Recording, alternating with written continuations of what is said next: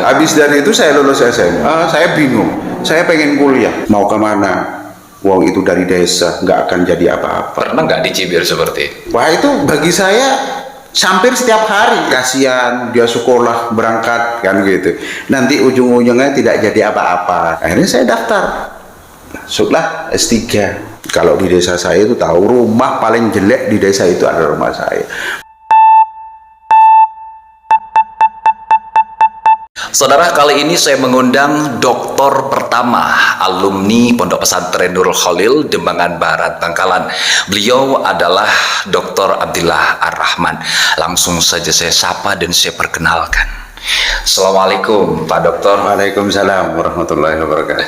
Lebih akrab disapa dengan Mas Abdi. Saya panggil Mas Abdi saja. Sebelumnya saya ucapkan terima kasih Mas Abdi sudah berkenan meluangkan waktu ngobrol di 0% Podcast. Kalau boleh tahu nih Mas Abdi, dulu awal masuk menginjakkan kaki menimba ilmu di Pondok Pesantren Nurul Khalil ini tahun berapa Mas? Ya, saya panggil Mas ya, Ya. Mas juga. Nah ini, saya dulu ketika masuk ke Pondok Pesantren Nurul Khalil tahun 1998 waktu itu masuk ke Nurul Khalil. Itu memang karena saya dari desa kemudian masuk ke pondok pesantren Nurul Khalil yang memang notabene pondok pesantren yang besar di Bangkalan waktu itu. Cuman dulu Nurul Khalil ini kan tidak ada sekolah umumnya. Baru pada tahun 2000 Nurul Khalil sudah membuka program khususnya sekolah formal. Di sana ada madrasah sanawiyah waktu itu. Nah, saya masuknya ke Pondok Pesantren Nurul Khalil ini dan melanjutkan ya itu pada tahun 2021-2022-nya. Berarti lulus angkatan yang kedua. Angkatan sebelumnya ini ada, baru saya yang kedua. Seperti itu. Nah, baru setelah dari Nurul Khalil saya lumayan lama karena 98 sampai 94 saya keluar dari 2004 saya keluar dari Pondok Pesantren Nurul Khalil. 98, 99, 2000, 2021, 2022, 2023. 5 tahun, 6 tahun. Iya, kurang lebih 5 sampai 6 tahun. Sampai 6 tahun. Ya. Oke. Nah, kemudian dari situ saya melihat karena awal sekolah ini sebenarnya kebutuhan saya karena memang saya dari desa dan bahasa Indonesia ini kan kurang baik. Sedangkan kita untuk mengkaji dan memahami kitab harus dibarengi dengan kosakata bahasa yang baik. Akhirnya saya melanjutkan sekolah madrasah itu. Nah, semenjak tahun setelah memasuki tahun 2004 ya. Pondok Pesantren Nurul Khalil ini kan tidak ada lanjutan, MA-nya kan belum ada. Lah akhirnya di situ karena kan Pondok Pesantren Nurul Khalil kan diwajibkan ketika mau berhenti atau apapun ini yang penting keluar dari pondok, apalagi itu sudah sanawiyah. Ini kan diwajibkan tugas seperti itu. Lah saya punya keinginan bahwasanya saya ini tidak harus ya tugas sebenarnya memang sebuah kewajiban ya di pondok pesantren. Saya pengen membuka wawasan baru. Karena apa? Karena dulu di pesantren ini kan murni hanya pemberitaan melalui koran Jawa Pos, gitu, harian Jawa Pos dan segala macam. Itu pun satu hari biasanya, satu hari baru biasanya kalau keluar hari Minggu, hari Seninnya kemudian dipajang di mading itu. Nah, semenjak saya sekolah di madrasah itu akhirnya saya kan pinjam mengakses ke perpustakaan umum Bangkalan, membaca buku-buku yang bernuansa ya filsafat, kemudian pokoknya bacaan-bacaan itu semua saya baca. Karena saya pengen wawasan baru, tidak hanya kepada dunia pesantren saja, kitab-kitab kuning. Saya pengen wawasan yang dari luar itu tahu. Nah, setelah itu saya punya pikiran begini, loh kalau saya terus-terusan begini, karena saya dari latar belakang pesantren, keluarga saya semuanya dari pesantren, bahkan di rumah juga ada madrasah diniyah dan segala macam itu. Akhirnya saya harus merubah. Kalau memang model kayak gini, saya ini kan tidak maju-maju. Gitu. Nah dari situ kemudian karena Pondok Pesantren Nurul Holil tidak ada MA-nya gitu, Iya. atau SMA-nya, akhirnya saya izin ke Kiai Izin untuk melanjutkan aslinya sekolah di sekolah di luar, karena di pondok pengennya ya berhenti dari pondok kemudian saya melanjutkan sekolah. Oke. Akhirnya saya kan keluar dari pondok pesantren, izin, akhirnya Kiai itu dawuh begini, saya masih ingat betul dawuhnya Kiai itu kepada saya, kalau nggak tugas mau jadi apa. Ah, Akhirnya saya matur kepada Kiai, saya mau melanjutkan sekolah Kiai, sekolah SMA. Ya sudah, kalau mau melanjutkan SMA, kalau bahasa Maduranya bilang cek kebain mainan sekolahan. Artinya kita harus rajin. Ini pesan yang sederhana, tapi bagi saya itu sangat melekat sekali. Nah makanya saya serius sekolah itu sampai kemudian berhentilah di situ. ya berhenti dari pondok, kemudian saya melanjutkan sekolah Sekolah di SMA Islam Nurul Amanah di Oke. Trager itu. Oke. Ini menarik di sini untuk kita bahas nih teman-teman. Pada saat waktu itu tahun 98 sampai 2004, ini gadget, smartphone dan juga Android ini kan belum masuk. Iya. Apa yang menjadi dasar pemikiran selain tadi ingin membuka wawasan baru sehingga melanjutkan ke jenjang pendidikan S1, S2 hingga meraih gelar Iya. dokter ini? Dulu orang melihat bahwasanya alumni pesantren ini tidak bisa ngapa-ngapain gitu loh. Alumni pesantren hanya bisa baca Quran, baca kitab, habis itu kan enggak, kan gitu. Bisanya kan begitu. Pandangan orang dulu. Orang dulu berpandangan demikian. Lah saya kan harus merubah.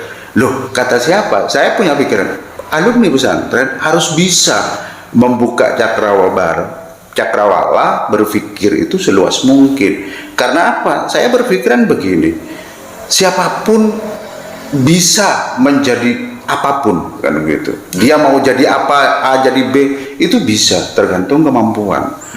Kan gitu. Walaupun banyak omongan-omongan orang lain itu mengatakan begini, mau kemana? Wow, itu dari desa, nggak akan jadi apa-apa. Pernah nggak dicibir seperti itu? Wah, itu bagi saya hampir setiap hari itu. Sudah makanan setiap hari. Makanan setiap hari. Tapi bagi saya itu sebuah motivasi. Saya akan menunjukkan kepada orang-orang itu bahwasanya bisa. Saya tidak pernah melawan, tidak pernah menghardi atau apapun, biarkan. Itu menjadikan motivasi saya, dan saya akan buktikan dengan satu tindakan. Ya sudah, saya harus lolos ini. Oke. Dan akhirnya saya lulus SMA. Setelah lulus SMA, ini kan yang namanya juga dari pesantren kan konsepnya kan begini. Kalau orang pesantren itu konsepnya kan begini, nikah dulu baru kerja kan gitu. Nah, ketika kita sudah masuk kepada pendidikan umum, kita sudah paham tentang dunia luar, ini beda, pemikirannya beda. Kerja dulu baru nikah. Baru nikah, kan gitu. betul. Habis dari itu saya lulus SMA, saya bingung, saya pengen kuliah. Sedangkan orang tua saya namanya juga, saya kan ditinggal orang tua, abi saya itu meninggal ketika saya usia 2 tahun. Akhirnya saya tidak punya sosok orang tua laki-laki yang membimbing saya. Cuman semuanya itu ada di sosok ibu gitu. Ibu saya ini bapak sekaligus ibu, dalam artian membimbing saya dan mengarahkan saya. Tapi beliau memberikan kebebasan kepada saya, tidak pernah memberi marah atau apapun itu. Walaupun saya memilih ini itu dibiarkan. Nah, akhirnya itu saya setelah lulus kemudian saya melanjutkan kuliah S1 di UIN Sunan Ampel. Waktu itu masih YIN Sunan Ampel. Itu sebenarnya berangkat dari kekecewaan sih sebenarnya. Kekecewaan karena cibiran, karena dulu ketika saya keluar dari pesantren kemudian melanjutkan SMA, saya punya cita-cita ingin melanjutkan studi ke Al Azhar, ke Kairo University.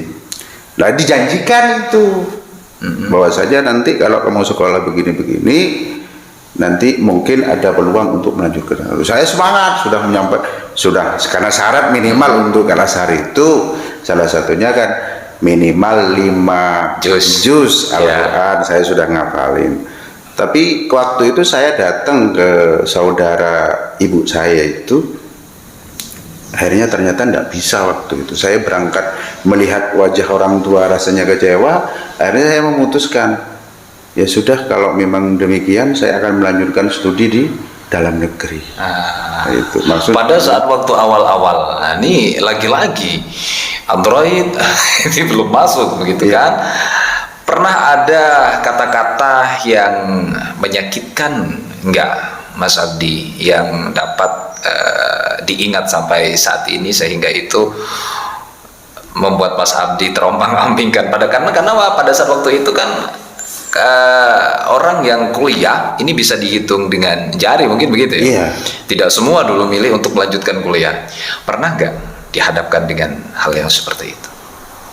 Itu sudah bahkan setiap hari, kasihan dia sekolah berangkat kan gitu, nanti ujung-ujungnya tidak jadi apa-apa kan begitu. Itu bagi saya, kan saya tegaskan, itu bagi saya bukan sebuah rintangan, dan itu bagi saya itu adalah motivasi dengan bahasa lainnya itu sebagai motivasi. Makanya saya akan buktikan dan saya tunjukkan omongan orang itu salah. Karena apa? Karena saya sebagai santri dengan berusaha kemudian tawakal kepada Allah, nanti pasti Allah memberikan jalan itu kan. Akhirnya saya akan melanjutkan itu. Ya itu masih tetap ketika pulang omongannya. Pakai sepatu nih dari mana? Iya, ketika pulang ini nanti jadi apa?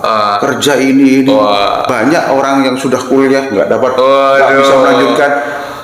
Itu kan sebenarnya kalau kita ya lanjut kemudian lulus, ini kan beban moral sebenarnya. Mas Abdi, pada saat waktu itu alumni Pondok Pesantren Nurul Khalil ataupun santri itu masih sedikit ya yang memilih untuk kuliah. Yang kuliah itu setahu saya ya, yang kemudian seleting angkatan Mas Abdi. Seangkatan saya itu memang saya sendiri. Sendirian? Iya. Tahu kalau di atasnya mungkin ada, cuman tidak sampai S2, S3, cuman ada 1-2 gitu. Tapi kalau saya ini kemudian melanjutkan, itu kan dari pesantren murni salaf, kemudian ada di kota besar Surabaya, dengan sendirian terombang-ambing, tidak ada teman, tapi harus saya bisa, kan begitu. Itu bayangkan. Saya cuma minta kepada orang tua, ya sudah, saya minta ridho, saya minta doa dan ridhonya. Masalah biaya nanti kuliah itu nanti urusan nanti. Allah tidak akan membiarkan hambanya yang mau berusaha. Sekarang di Pondok Pesantren Nurul Khalil kan sudah lengkap dari tingkat SMP, SMA hingga ke pendidikan strata 1 ya. Iya. Ma'had Aliyah. Nih, kalau menurut pandangan Mas Abdi sendiri, bagaimana Mas Abdi melihat dan mencermati terkait dengan semangat para santri setelah lulus SMA untuk melanjutkan ke tingkat pendidikan yang lebih tinggi, yaitu di S1 ini?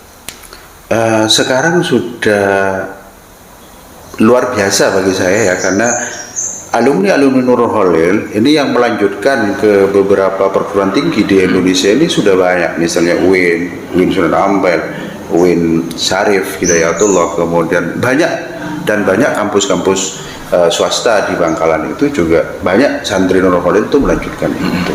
Nah, ini sebuah langkah besar bahwasanya Pondok Pesantren Nurul Khalil dengan membuka program atau yang namanya menyediakan pendidikan umum itu, tidak hanya kepada pendidikan salaf saja, tapi pendidikan umum itu ada.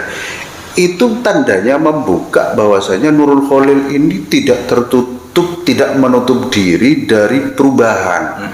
Kenapa zaman sekarang itu kan menganggap bahwasanya lulusan pesantren itu kan tadi saya bilang tidak akan jadi apa-apa, cuman hanya modal sarung dan doa.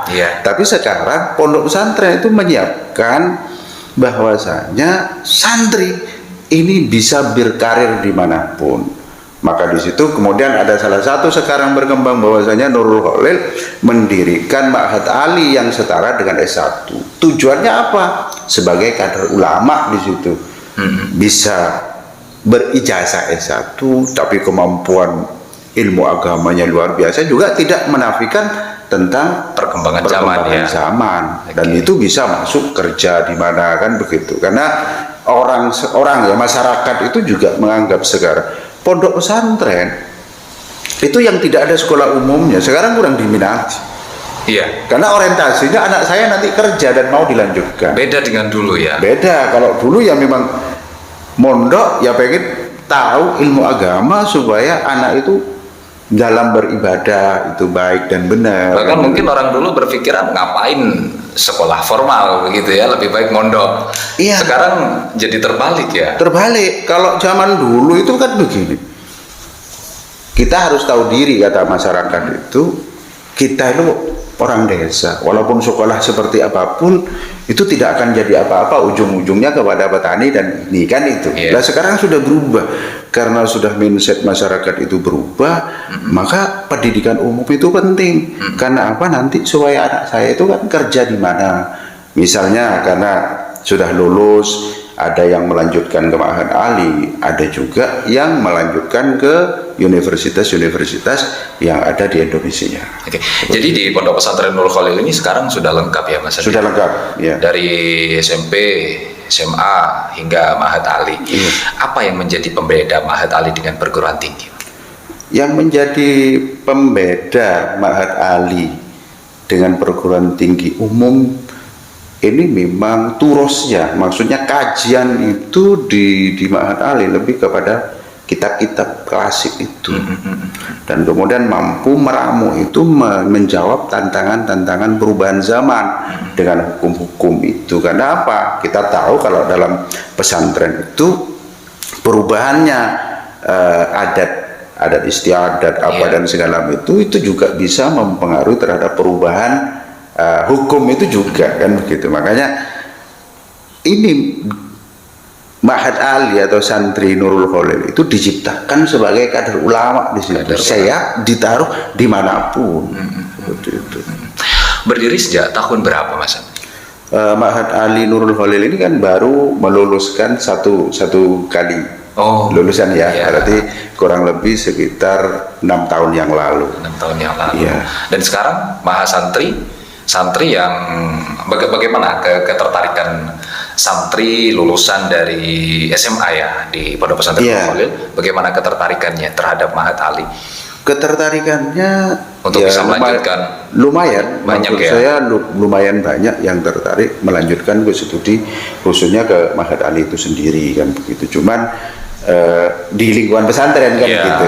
Nah, akhirnya ada juga sebagian yang berhenti dari pondok, izin, kemudian baru melanjutkan ke studi. Kalau misalkan Mas Abdi ada yang tidak mondok di Pondok Pesantren Nurul Khalil, kemudian dia pengen kuliah di Ma'had Ali, itu juga bisa ya? Karena kajiannya kan kajian durus gitu. Ya. Kalau tidak mondok, latar belakang tidak dari pesantren, ya ketinggalan jauh. Nah, makanya kan kalau ada sistem ya, ada sistem di pondok pesantren ketika masuk ini kan ada namanya sekolah persiapan gitu. Sampai apa namanya lupa saya, itu sekitar 1 tahun sampai 1,5 tahun sampai 1 tahun lah, kemudian dia bisa tes kan gitu. Tidak langsung tes, itu kan tujuannya untuk mematangkan, mempersiapkan diri untuk masuk. Lah di Ma'had Ali ini kalau tidak latar belakang umum kemudian masuk, ya ini gimana ya kan gitu. Itu jauh. Makanya Ma'had Ali ini sebenarnya diproyeksikan untuk alumni pesantren, tidak hanya di Nurul Khalil. Jadi alumni pesantren mana saja juga monggo bisa ya untuk di Ma'had Ali. Oke, baik. Kita kembali lagi terhadap gelar doktor pertama alumni Pondok Pesantren Nurul Khalil. Ini membuktikan bahwa santri Mas Abdi juga mampu, ini kan santri juga mampu bisa menjadi apa saja yang dia inginkan, seperti yang Mas Abdi katakan. Banyak dari mahasantri atau bagi santri yang lain juga ini tertarik untuk melanjutkan ke jenjang pendidikan yang lebih tinggi. Cuman kan banyak dari santri bahkan orang tua kan khawatir bahwasanya pendidikan itu karena mahal ini dan segala macam itu. Tapi bagi saya gitu loh, ini bagi saya ya, cerita bagaimana saya menjalani ya melanjutkan studi Dan saya yakin itu akhirnya. Setelah lulus S1 saya kan melanjutkan ke S2. Nah, ini sempat berpikir begini, ketika saya lulus melanjutkan S2 ini kan tidak punya dana sama sekali kan. Nggak ada Uang dana. itu nggak ada sama sekali. Beasiswa. Beasiswa ya tahulah kalau kita orang mana, anaknya siapa kan gitu. Saya kan orang petani gitu loh. Emang kayak gitu tuh Mas? Loh, ya hampir begitu. You know lah gitu ya. Ya gitu. Akhirnya apa? Saya itu daftar S2 itu diskusi dengan teman-teman saya. Harus dipaksa, kan pasca sarjana namanya. Itu harus dipaksa, kalau nggak dipaksa nggak bisa. Ya akhirnya saya coba, ya tak paksa aja gitu. Akhirnya saya paksa untuk melanjutkan studi S2. Saya sampai berpikir, wong saya S1 aja selesai, masa yang 2 tahun itu bisa selesai. Makanya saya harus selesai. Nah, ternyata saya selesai gitu. Nah setelah selesai juga bingung kan. Saya kan juga beban moralnya tinggi gitu. Ketika pendidikan S2 tapi tidak punya kerjaan, ini belum. Padahal saya pribadi ketika lulus itu cari fashion saya itu ini bukan di kerja ini, di ruang ini. Saya sebagai pendidik kan begitu. Paling tidak saya sebagai pengajar dan segala macam itu. Nah akhirnya saya suan kepada Kiai Zubair. Waktu itu saya suan karena sebagai santri tetap minta petunjuk kepada beliau. Akhirnya sama beliau saya, kalau bahasa Maduranya itu bahasa halus, epakon untuk melanjutkan S3 seperti itu. Gitu. Jadi untuk melanjutkan S3 tersebut atas petunjuk dan juga pakonan dari Kiai Zubair. Iya. Karena waktu itu saya kan yang namanya normal lah. Saya usia kan sudah matang lah, usia nikah juga. Pengen nikah kan gitu. Ya karena rumah itu sudah hampir roboh, semuanya orang tahu. Kalau di desa saya itu tahu, rumah paling jelek di desa itu adalah rumah saya. Bahkan atapnya itu sudah berguguran, jatuh ini. Kan ada 3 hal itu. Saya pengen melanjutkan studi, tapi saya pengen nikah. Iya. Setelah itu saya juga pengen membantu orang tua untuk membenahi rumah. Waduh. Itu kan itu. Mana ini? Akhirnya apa? Nah, akhirnya sama beliau itu suruh lanjut Epakon melanjutkan studi S3. Sampai waktu itu saya sampai 5 kali saya. Seporan Kiai gitu. Ternyata mahal. S3 itu mahal Kiai. Terus pokoknya lanjut sampai Kiai Zubair Muntasor itu dawuh sampai 5 kali. Karena saya sudah yakin dan patuh, yang namanya orang NU patuh kepada Kiai, saya sama nuwatu anak, saya langsung bismillah melanjutkan. Padahal saya tidak punya uang sama sekali waktu itu bayangkan. Ya sudah, padahal SPP-nya itu kan lumayan besar. Kalau S3 itu kan lumayan besar. 10 lebih lah, kurang lebih 10. Nah, terus dapat dari mana Mas? Nah karena ya namanya santri wes itu urusan nanti. Yang penting saya lanjut daftar. Ada dulu. aja jalannya. Ya, ada jalan. Akhirnya saya daftar. Masuklah S3. Kan gitu. Masuk S3, melanjutkan studi itu ya. Ternyata bisa gitu. Bisa, ternyata ada aja uang. Min haitsu la yahtasib katanya orang santri. Oh itu dapat dari mana rezeki itu ya? Saya sendiri nggak tahu. Karena secara logika saya enggak kerja untuk biaya per semesternya itu 10 lebih kurang lebihnya kan begitu. Mau beli bukunya gimana? Kemudian untuk living cost-nya gimana? Kan sampai ke sana. Saya tidak pikir itu. Itu urusan nanti, pasti ada jalan. Ya sudah, saya lanjut itu Hingga selesai. hingga selesai, dan alhamdulillah saya tepat waktu lulus tahun 2019.